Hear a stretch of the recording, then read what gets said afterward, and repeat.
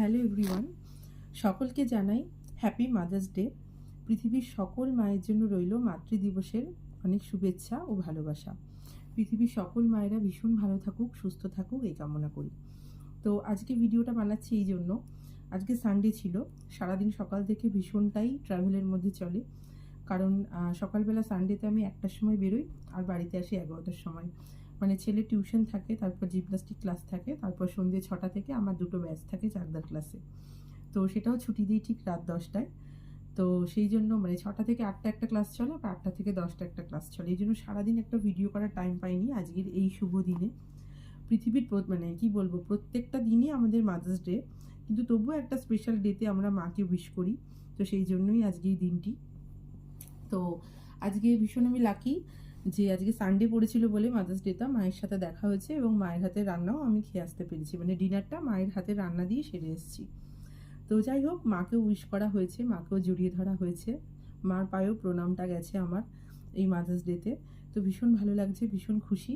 এবং অন্যান্য যারা মায়েরা রয়েছে সেই সব মায়েদেরকেও আমি আমার প্রণাম জানালাম। সব মায়েরা ভীষণ ভালো থাকবেন। তো তারপরেও যার জন্য ভিডিওটা করা সেটা হচ্ছে আমার ছেলে। ও জানে যে আজকে মাদার্স ডে। তো যাই হোক, ক্যালেন্ডার দেখে ঠিক মার্ক করে রেখেছিল। তো সারাদিন একটু মনটা খারাপ আজকে, যেহেতু সারাদিন বাড়িতে ছিল না, সকাল থেকে ছেলেও ভীষণ ট্রাভেল করছে আমার সাথে। তো ওরও পড়া থাকে আজকে, সেই জন্য বাড়িতে থাকলে একটু ড্রয়িং করতো মায়ের জন্য বা কিছু বানাতো হয়তো। তো সেটা সে পারেনি, এবং খুব একটা বড় হয়ে যায়নি, সেই কারণে একা একা বাজারেও যেতে পারেনি যে মায়ের জন্য কিছু কিনবে। তো সেই জন্য ওর কাছে যা ছিল সেটা দিয়েই ও টুকটাক একটা গিফট আমাকে সকালবেলা ঘুম থেকে উঠেই দিয়েছে, মানে একদম সকালবেলা ফার্স্ট মর্নিংয়ে। তো সেটাই তোমাদের সাথে দেখাবো বলে আমি ভিডিওটা করছি। তো আমার বাবা প্রত্যেক দিনই সন্ধ্যেবেলার দিকে আসে।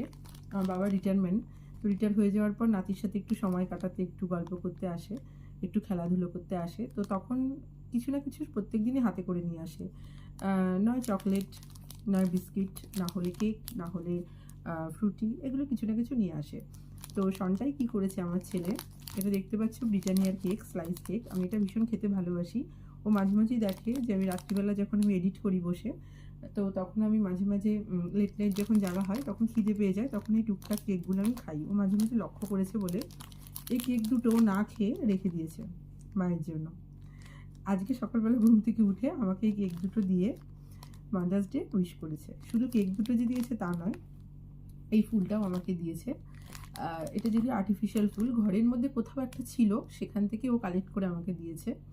আর এই পেন্সিলটা দিয়েছে ওর পড়ার ব্যাগ থেকে, মানে পেন্সিলটা ইউজ হয়নি, নতুন। তাই বললাম, বাবু আমি পেন্সিল দিয়ে কী করবো? তো বলছে, মা তুমি যখন অ্যাডমিশন করাবে স্টুডেন্টদের তখন এই পেন্সিলটা ইউজ করবে। বললাম, বাহ, খুব ভালো তোমার কনসেপ্ট। তো এটা আমার কাছে ভীষণ প্রিয়। মানে আমি জাস্ট কি বলবো, সকাল থেকে এই পর্যন্ত হয়ে গেল আমি এখনো কেকটা খেতে পারিনি, ছেলে দিয়েছে বলে কথা, তাই তোমাদের সাথে শেয়ার করলাম। তো যাই হোক, ভীষণ ভালো লাগলো।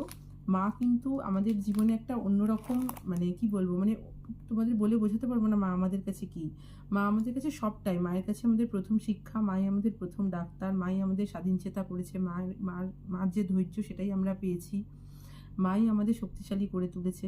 তো মায়ের উপরে পৃথিবীর কেউ হতে পারে না। তো সেই জন্য আজকের এই ভিডিওটা করা।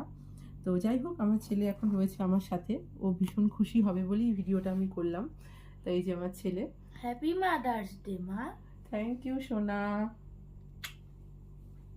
অনেক বড় হও, ভালো থাকো, সুস্থ থাকো, মানুষের মতো মানুষ হও, এইটুকুই আশীর্বাদ করি। যাই হোক, আমার ছেলেকেও তোমরা দেখলে, তো তোমরা সবাই ভালো থেকো। Good night.